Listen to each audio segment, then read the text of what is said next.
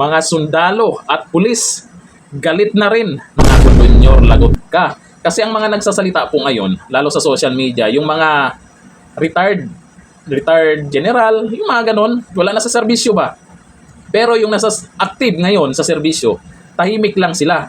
Pero ito may nag-booking na may nakakausap siyang sundalo, may nakakausap siyang mga pulis, galit na rin daw sila. O eto, panoorin natin ang video. Alam mo, siyempre, yung AFP at saka PNP, of course, chain of command pa rin ang sinusunod ng mga yan. Pero sa loob nila, naghihimagsik na rin yung mga yan. Kaya nga, itong Pangulo dapat magpakita ng na panagutin yung mga yan. Otherwise, sasabog yan pagka hindi ginawa ng Pangulo yun. Opo. Yung mga sundalo at pulis na nakakausap namin, galit na rin. Hindi lang nila pinapakita dahil sundalo at pulis sila eh. Naka-uniforme sila. Pero galit na rin.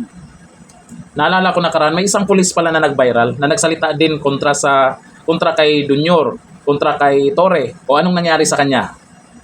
Kinasuhan siya. Di ba? Kaya yung iba ngayon na active sa serbisyo, tahimik lang yung mga yan.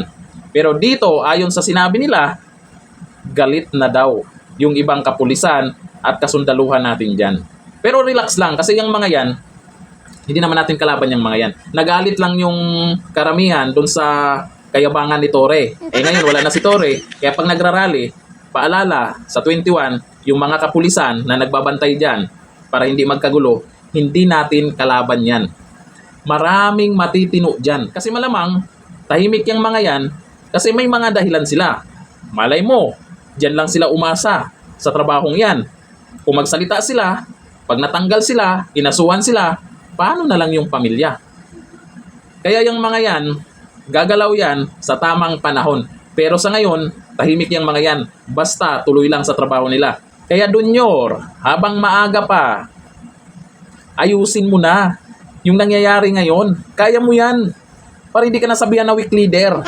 Oo, pinagbigyan mo yung taong bayan na tanggalin si Martin Romualdez bilang House Speaker. Pero hindi pa sapat yun. Yung pumalit, BFF naman na hanap ng taong bayan, may mapanagot. Yung iba gusto nila si Tamba mapanagot. Hindi pa naman na imbestigahan. Dapat pa imbestigahan na rin, di ba? Para patas ba?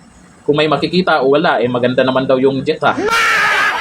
O ayon dito kay Esperanza de los Santos, bumaba ka ng maayos BBM. Malabo yan. Malabo yan. Marcos, kusang bababa, malabo yan. Baka mag-extend pa yan, baka gagawa pa ng paraan yan para mag-extend sa termino niya. Sabi ni Ricoy Botrono, hanggat hindi kalad ka rin si Marcos, hindi yan mag-resign. Kapito ko yan kasi walang ya. Kure ka dyan. Hindi po yan mag-resign. Hindi lang si Junior ang ayaw mag-resign, lalo na yung nakapaligid sa kanya. Lalo na yung mga negosyante ng Polvoron, ayaw nila na mag-resign si Junior. Bakit? Sino yung papalit? BP Sara Duterte. Ay malamang, malulugi yung negosyo nila. Malulugi yung mga negosyante sa Polvoron ba? Kaya ayaw nila. Isa pa, yung mga umakyat sa bundok, yung nagpaparami doon, mapipigilan din sila.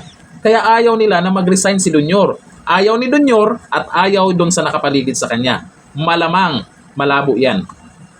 Sabi ni Kenny, kaya dapat magkaisa ang PNP and AFP at sambayanang Pilipino na nagbabayad ng buwis upang pababain sa Malacanang ang number 1 corrupt sa Malacanang para sa pagmamahal sa kinabukasan ng bansa. Maganda sana yan. Maganda talaga yan yung PNP at AFP ay magtulungan. Pero malabo kasi nagumalaw sila ng basta-basta. Kasi sila din yung mawawalan. Kaya kung ano man yung saloobin nila, ang unahin ng mga yan, trabaho muna. Sabi ni Josefina Morin, purok lang yang pangako si BBM. Puro lang yan pangako si BBM. Wala namang natupad sa kanyang sinasabi. Meron. Ano ba yung natupad sa pinasabi niya? Yung pabahay, may balita na ba? Doon sa flood control, eto na. Talagang na-fact check ng kalikasan na. Yung pinagyabang din niya tong flood control, di ba? Nung sa zona. Ano pa yung 20 petot na bigas? O di ba natupad na daw. Pero pag pumunta ka sa palengke, wala. Yun pala, lumalabas. Subsidy lang daw pala. Gastos din pala ng gobyerno. Tapos ang bibili, pili lang.